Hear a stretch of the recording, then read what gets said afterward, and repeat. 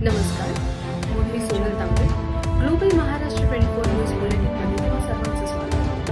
पाहूया आजच्या ठळक घडामोडी. फक्त ग्लोबल महाराष्ट्र 24 वृत्तवाहिनीच्या आपल्या हक्काचे विचार. ऋषिकेश परब नावाच्या 24 वर्षाच्या एका मुलाने 11व्या माळ्यावरून तो राहत असलेल्या बिल्डिंगमधील 11व्या माळ्यावरून आत्महत्या केलेली.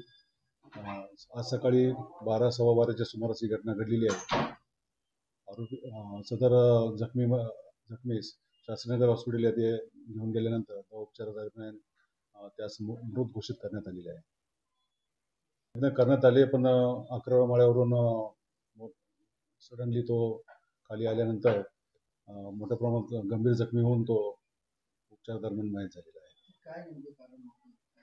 प्राथमिक स्वरूपात हे प्रेम प्रकरणावरून घटना घडल्याचं समजते, पण अधिक तपास केल्यानंतर सगळ्या बाबी स्पष्ट होतील.